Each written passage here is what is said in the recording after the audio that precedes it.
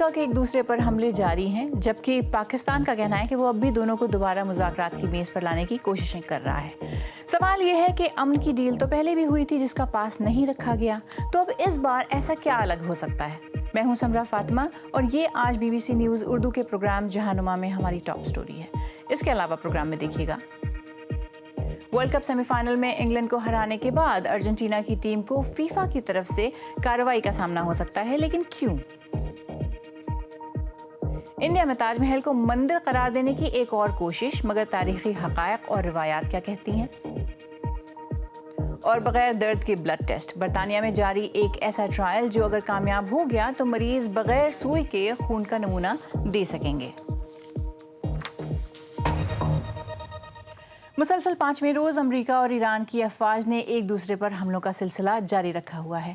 امریکی فوج کا کہنا ہے کہ اس نے ایرانی فوجی اہداف پر حملوں کا ایک اور راؤنڈ مکمل کیا ہے، جس میں آبنائے ہرمز کے قریب درجنوں مقامات کو نشانہ بنایا گیا ہے۔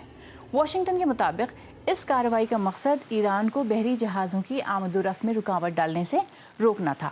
دوسری طرف ایرانی میڈیا نے ملک کے شمال اور مغربی علاقوں میں دھماکوں کی اطلاعات دی ہیں، البتہ ان واقعات کی تفصیلات ابھی سامنے نہیں آئی ہیں۔ ان حملوں کے جواب میں تہران نے اردن، کویت اور بحرین میں موجود امریکی فوجی تنصیبات پر ڈرون حملے کیے۔ ایران نے یہ دھمکی بھی دی ہے کہ وہ خطے کے دوسرے ٹریڈ روٹس میں خلل ڈالے گا، اور اس بارے میں بھی خبردار کیا ہے کہ اگر امریکہ نے ایران کے بنیادی ڈھانچے پر حملہ کرنے کی اپنی دھمکی پر عمل کیا تو وہ پورے خطے میں اہم تنصیبات کو نشانہ بنائے گا۔ پاکستان، جو اس تنازع میں ثالث کا کردار ادا کرتا رہا ہے، اس کا کہنا ہے کہ فریقین کے مابین ثالثی کے ذریعے جاری مذاکرات باضابطہ طور پر ختم نہیں ہوئے ہیں، اور پاکستان فریقین کو مذاکرات دوبارہ شروع کرنے کی ترغیب دے گا۔ اسلام آباد MOU امن، باہمی احترام اور مشترکہ خوشحالی کے فروغ کے لیے ایک پائیدار فریم ورک کی حیثیت رکھتا ہے۔ اگرچہ اس مفاہمتی یادداشت پہ عمل درآمد کو چیلنجز کا سامنا ہے، تاہم پاکستان تمام فریقوں کی حوصلہ افزائی کرتا رہے گا کہ وہ تشدد کا خاتمہ کریں اور مفاہمتی یادداشت اور 22 جون 2026 کے پاکستان قطر مشترکہ اعلامیہ کے مطابق تکنیکی سطح کے مذاکرات دوبارہ شروع کریں۔ لیکن آبنائے ہرمز کی کنٹرول کا تنازع اب بھی حل نہ ہونے کی وجہ سے ایسا لگتا ہے کہ یہ معاہدہ مکمل طور پر ختم ہو چکا ہے۔ BBC کی مشرق وسطی کی نامہ نگار باربرا پلیٹ اشر بتاتی ہیں، اب MOU میرے خیال میں تقریباً ختم ہو چکا ہے۔ اس کی وجہ یہ ہے کہ اس کی زیادہ تر شرائط اب ختم ہو چکی ہیں۔ اس معاہدے کا مقصد جنگ کے خاتمے کے لیے سنجیدہ مذاکرات کا راستہ بنانا تھا، لیکن اب ان میں سے زیادہ تر شرائط پر عمل نہیں ہو رہا، جیسے کہ آبنائے ہرمز کو کھولنا۔ ایران کے سب سے بڑے مذاکرات کار نے ایک بیان میں کہا ہے کہ آبنائے ہرمز ایران کی نیشنل سیکیورٹی کے لیے بہت اہم ہے اور وہ اس کی حفاظت کے لیے لڑیں گے اور پیچھے نہیں ہٹیں گے۔ انہوں نے آبنائے ہرمز کو ایران کی بقا کی جنگ قرار دیا ہے۔ اس نے اپنی بات کی بنیاد اسی معاہدے پر رکھی ہے۔ انہوں نے کہا ہے کہ معاہدے میں ایسے انتظامات کا ذکر تھا جن کے تحت ایران کو وہاں نگرانی کرنی تھی، حالانکہ وہ باتیں بہت مبہم تھی۔ ایرانیوں نے اس کا مطلب یہ نکال لیا کہ وہ اس کے راستے کو کنٹرول کر سکتے ہیں، جبکہ امریکی اس بات کو بالکل نہیں مانتے۔ محبت کی نشانی کے طور پر دنیا بھر میں مقبول تاج محل ایک ایسے تنازع کا شکار ہے جس نے اس کی بنیاد پر ہی سوال کھڑا کر دیا ہے۔ انڈیا کے الہ آباد ہائی کورٹ نے تاج محل کے ہندو مندر ہونے کے دعووں اور اس کا سروے کرانے سے متعلق عرضی پر سماعت کرتے ہوئے نریندر مودی کی وفاقی حکومت اور محکمہ آثار قدیمہ سے کہا ہے کہ وہ عدالت میں اپنا موقف پیش کریں۔ یہ پورا تنازع کیا ہے اور کب شروع ہوا؟ تفصیلات بتا رہے ہیں ہمارے نامہ نگار مرزا بیگ۔ انڈیا کا مشہور زمانہ تاج محل ایک بار پھر سرخیوں میں ہے، لیکن اس بار ایک مقدمے کی وجہ سے۔ یہ مقدمہ دراصل تاج محل کی ابتدا سے متعلق ہے، جس میں یہ دعویٰ کیا گیا ہے کہ یہ ایک قدیم مندر تیجو محالیہ ہوا کرتا تھا اور اسے ہندوؤں کے حوالے کیا جانا چاہیے۔ اس تنازع کے بارے میں ہم نے مورخ رچیکا شرما سے بات کی۔ 1965 میں ایک بک آئی تھی by this lawyer called P&O، اور جس کی سمری یہ تھی کہ تاج محل جو تھا 4th سینچری میں بنا ہوا ایک راجپوت پیلس تھا۔ تو 24 سال بعد 1989 میں وہ ایک نئی بک لے کر آئے Taj Mahal the true story. अब उसमें उन्होंने कहा कि 12th सेंचुरी में बना हुआ शिव टेम्पल है, तेजो महाले करके। तो 2005 में अमरनाथ मिश्रा करके जो अब अयोध्या सद्भावना समिति के मेंबर भी हैं, उन्होंने इलाहाबाद हाई कोर्ट को पिटिशन किया। शिव टेम्पल है ये, तो इलाहाबाद हाई कोर्ट ने बिल्कुल सिरे से खारिज कर दिया था कि इसका कोई एविडेंस नहीं है। तो 2017 में ASI ने बाकायदा एक स्टेटमेंट इशू की थी, ये कहते हुए कि इसमें कोई एविडेंस नहीं है कि ताजमहल कभी मकबरे के अलावा कुछ रहा हो। लेकिन सवाल ये है कि शाहजहां के दौर की तारीख की किताबें हमें इस बारे में क्या बताती हैं? ये पाचानामा में है कि ये जो साइट थी शाहजहां को काफ़ी पसंद आई थी अपने ताजमहल के लिए। तो उन्होंने जयसिंह जो आमेर के राजा थे, महाराजा ऑफ आमेर थे वो, उनकी इनहेरिटेंस का पार्ट थी ये। जो टेक्नोलॉजी से ताजमहल बना है, जैसे कि पेंडेंटिव डोम हो गए, ये तिमुरिद पिश्ताक हो गई, पेत्रा दुरा हो गई, ये सब उस समय नहीं था। मौजूदा केस में अर्जी गुजारों का कहना है कि ताजमहल के तहखाने में वाक़े उन कमरों को खोला जाए जो बरसों से बंद पड़े हैं। ये मैं क्लियर कर दूं कि नीचे के तहखाने जो बंद इसलिए होते हैं, ये एक फैमिली मौसोलियम है, तो उसमें क्या है कि नीचे में भी काफ़ी सारी ग्रेव्स हैं। आप नीचे में इसलिए सील कर देते हैं क्योंकि अगर वो खुला रहा और एक्सटर्नल उसमें ह्यूमिडिटी वगैरह जाता रहा, मोल्ड हो गया, बैट इन्फेस्टेशन हो गई, तो उससे पूरा स्ट्रक्चर की इंटेग्रिटी खराब हो सकती है। तो आप वो नीचे के तहखाने जो है सील कर देते हैं। तो अगर आप इसको खोलेंगे भी, अगर वर्स कम वर्स खोलेंगे, तो आपको कंकाल ही मिलेंगे यहाँ पे मुगलों के, आपको कुछ और नहीं मिलेगा, यहाँ पे कोई मंदिर दबा नहीं है। हाई कोर्ट ने वफाकी हुकूमत और महकमा आसार कदीमा को ये बताने का हुक्म दिया है कि ताजमहल का सर्वे कराने पर आखिर उनका मौक़िफ़ क्या है। 2005 में इलाहाबाद हाई कोर्ट ने इसको बिल्कुल डिसमिस कर दिया था। तो 21 साल में तो इसका स्टेटस बिल्कुल नहीं बदलना चाहिए, क्योंकि तब तो इसके दौरान तो नहीं बना होगा ये शिव टेम्पल। और कल इंग्लैंड के फुटबॉल फैंस का दिल बुरी तरह टूट गया जब उन्हें वर्ल्ड कप सेमीफाइनल में अर्जेंटीना के हाथों 2-1 से शिकस्त का सामना करना पड़ा। लेकिन इस मैच के बाद कुछ ऐसा हुआ जिसकी वजह से अर्जेंटीना को डिसिप्लिनरी एक्शन का सामना करना पड़ सकता है। तफसीलात देखिए आज ट्रेंडिंग में।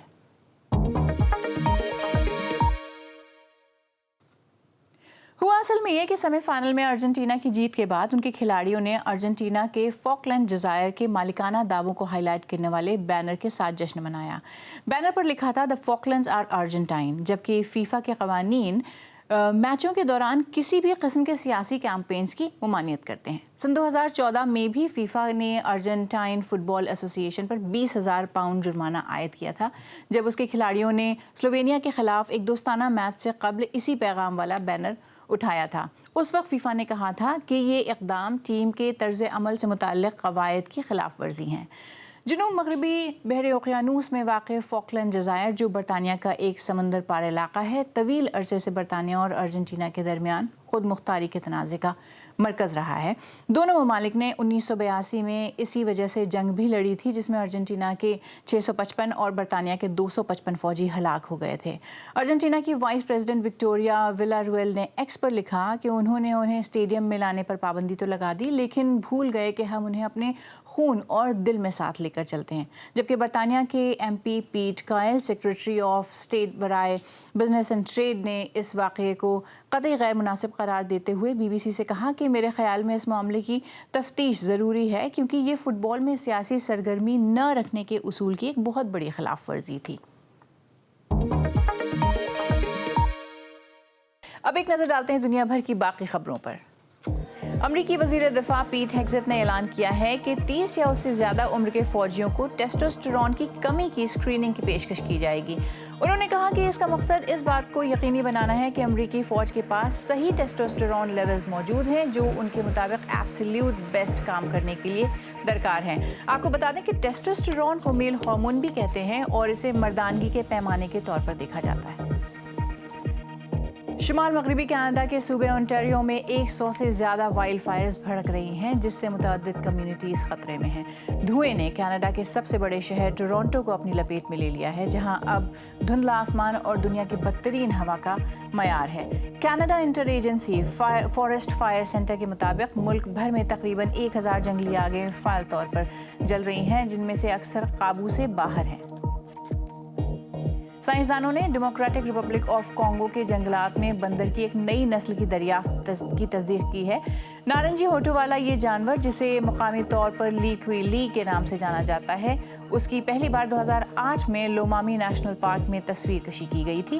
उनके मखसूस रवैये में ऊंची आवाज़ में पुकारना शामिल है, जो दूर दूर तक सुनाई देती है।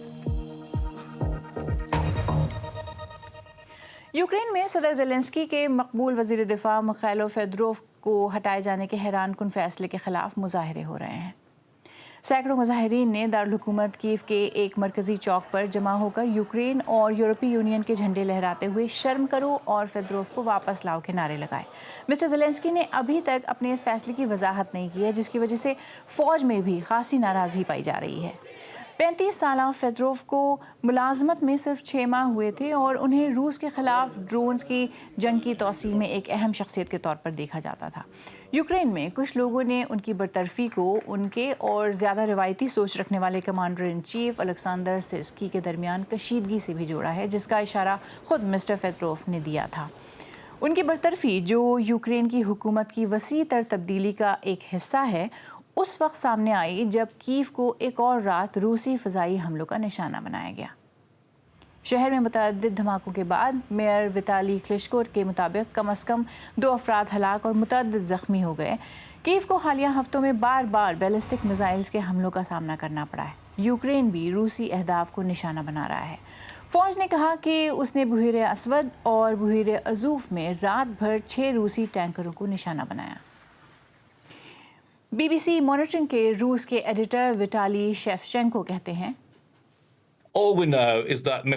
हम बस इतना जानते हैं कि मिखाइलो फेडरोव इंतहाई मौसर रहे हैं। गुज़श्ता चंद महीनों में ड्रोन्स का जो इस्तेमाल देखा गया है, जो रूसी अफवाज के खिलाफ इंतहाई मौसर हथियार साबित हुए हैं, ये बड़ी हद तक उन्हीं का आइडिया था और अब उन्हें तब्दील किया जा रहा है। इस मरहले पर यूक्रेन को जिस चीज़ की सबसे कम ज़रूरत है, वो सियासत और वजारत दिफा के अंदर पैदा होने वाला इंतशार है। इस वक्त जब हम बात कर रहे हैं, सैकड़ों और मुमकिन तौर पर हज़ारों अफराद उनकी तब्दीली के खिलाफ मुजाहरे कर रहे हैं। ये सूरत हाल गुज़श्ता साल पेश आने वाले एक वाक़े की याद ताज़ा करती है, जब सदर व्लादिमीर ज़ेलेंस्की के दफ्तर ने इंसदाद बदनवानी के इदारों की खुद मुख्तारी को महदूद करने की कोशिश की थी। उस वक्त वो कोशिश कामयाब रही थी। देखते हैं इस बार क्या नतीजा निकलता है। शुमाल मगरबी इंग्लैंड में ब्लड टेस्ट के लिए खून लेने का एक नया तरीका आजमाइशी तौर पर शुरू किया गया था, जो बहुत कामयाब रहा है। इसमें मरीजों के खून के नमूने हासिल करने के लिए सुई नहीं चुभोनी पड़ती। ये नया बगैर दर्द के काम करने वाला वैक्यूम डिवाइस उन मरीजों में ज़्यादा मकबूल हो रहा है जिनके लिए सुई चुभना किसी अजाब से कम नहीं होता। नामनिगार जिल डैमिंग की रिपोर्ट पेश करें खदीजा आरिफ। हम करीब ही हैं अभी। कुछ अरसा पहले खून का टेस्ट एबी और वहाँ मौजूद हर शख्स के लिए अजियतनाक था।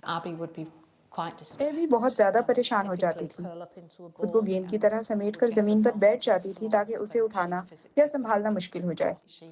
वो रोने लगती थी। ये बहुत तकलीफदेह होता था।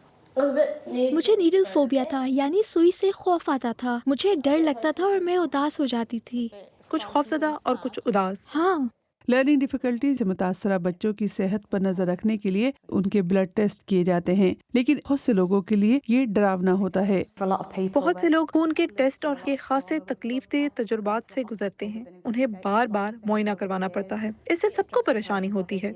मेरे लिए, तीमारदार के लिए और सबसे बढ़कर मरीज के लिए सबका हाल बुरा होता है। टैप डिवाइस ने ये बिल्कुल बदल दिया है। ये जिल्द के नीचे मौजूद कैपिलरीज से ऐसे खून खींच लेता है कि महसूस नहीं होता, न बड़ी सुई न कोई हंगामा। बड़ा फर्क। टैप ब्लड से बहुत फर्क पड़ा है ना? हाँ। ये टेक्नोलॉजी कई बरसों से अमेरिका में राइज है, जहां देहात में मरीज इसे खुद अपना टेस्ट करने के लिए इस्तेमाल करते हैं। एक साइंसदान ने सोचा कि शायद ये एबी जैसे अफराद के मसले का हल भी ہم انٹرنیٹ دیکھ رہے تھے تو ہمیں جلد سے خون کے نمونے لینے والے آلات نظر آئے. ہم نے سوچا کیوں نہ یہ طریقہ آزما کر دیکھا جائے، پھر آزما لیا. موکم بے ٹرسٹ کی یہ اسکیم اب دنیا بھر کی توجہ کا مرکز ہے اور NHS اسے پورے ملک میں رائج کرنے پر غور کر رہا ہے. لیبارٹریوں، لرننگ ڈیفیکلٹی سے وابستہ نرسوں، کمیونٹی ہیلتھ کیئر اسٹاف، ڈاکٹروں، بالخصوص بچوں کے ڈاکٹروں اور ملک بھر کے دوسرے طبی ماہرین بڑی دلچسپی ظاہر کر رہے ہیں. اور بعض قومی رفاہی ادارے بھی قومی سطح پر اسے متعارف کروانے کے لیے کوشاں ہیں. ابھی بہت کام باقی ہے لیکن امکانات روشن ہیں. جو لوگ پہلے روتے ہوئے جاتے تھے اب ان کے چہروں پر مسکراہٹ ہوتی ہے. ہمارے لیے سب کچھ بدل گیا ہے. ٹیسٹ میں صرف 10 منٹ لگتے ہیں. یوں آؤ اور یوں جاؤ. ٹیبلٹس مزے کی چیز ہے. ٹیبلٹس مزے کی چیز ہے. اب وہ یہاں خوشی خوشی آتی ہے. میرے خیال میں یہ ایبی کا نعرہ بن گیا ہے نا؟ 6.7 کروڑ سال پرانا ٹائرانوسورس ریکس کا فوسل نیو یارک کی ایک نیلامی میں ریکارڈ بریکنگ $50 ملین سے زیادہ رقم میں بکا ہے. یہ ٹی ریکس، جسے پیار سے گز بھی بلایا جاتا ہے، 2021 میں امریکہ کی ریاست ساؤتھ ڈیکوٹا میں ایک دور دراز رینچ سے دریافت ہوا تھا. ہماری سائنس کی نامہ نگار ایسمے اسٹلاٹ کی رپورٹ دیکھیے جسے پیش کر رہی ہیں رباب بطول. اس تاریخی لمحے کی شروعات آکشن روم کے گلیمر سے بہت دور ہوئی. 2021 میں ساؤتھ ڈیکوٹا کے ایک دور دراز پہاڑی رینچ پر فوسل کلیکٹرز اپنے شکار کی تلاش میں تھے جب انہیں ایک میٹاٹارسل یعنی پاؤں کی ہڈی ملی جو کہ بہت بڑی تھی، ایک ٹی ریکس کے سائز کی. 3 سال تک گرمیوں میں کھدائی کے دوران سینکڑوں ہڈیاں ملی اور انہیں جوڑنے میں مزید 3 سال لگے. اور اس سب کا نتیجہ ہے 3.8 میٹر لمبا گز جو اپنی قسم کا اب تک ملنے والا سب سے مکمل اسپیسیمن ہے. اس کی کھوپڑی پر کاٹنے کے نشان تھے، یعنی خطروں سے بھرپور زندگی. اور اس کی کھوج کے پیچھے ٹیم کے لیے آج کی سیل ایک اہم لمحہ ہے.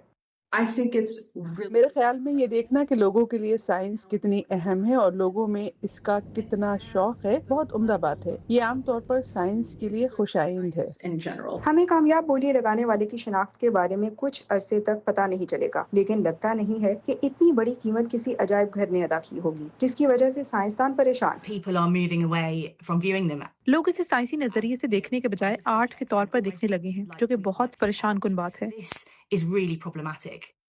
شاید یہ آخری بار ہوگی جب دنیا گس دی ٹی ریکس کو دیکھ پائے.